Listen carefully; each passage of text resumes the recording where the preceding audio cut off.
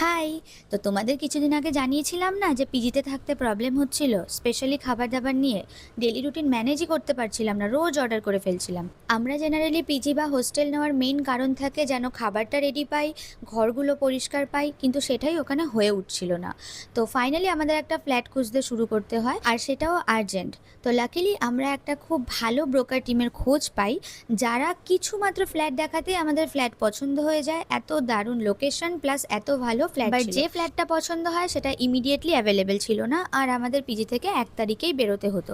এই টাইমে ওনার and broker team আমাদের সিচুয়েশন বুঝে আমাদের জন্য একটা টেম্পোরারি স্টেও অ্যারেঞ্জ করে দিয়েছে।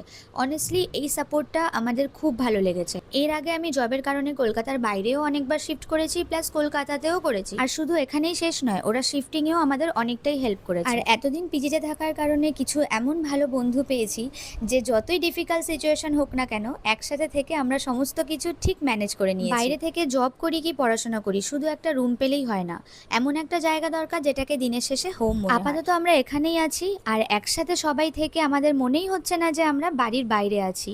And the main thing is খাবার প্রবলেম একেবারে সলভ, প্লাস আমাদের বাজেট অনেকটা বেঁচে গেছে। নেক্সট ব্লগে পুরোপুরি নতুন ফ্ল্যাটে শিফট করব, তখন তোমাদের কমপ্লিট ফ্ল্যাট ট্যুর দেবো। আর ব্রোকারের নাম্বার চাইলে একটা কমেন্ট করে দিও, আমি তোমাদের মেসেজ করে দেবো।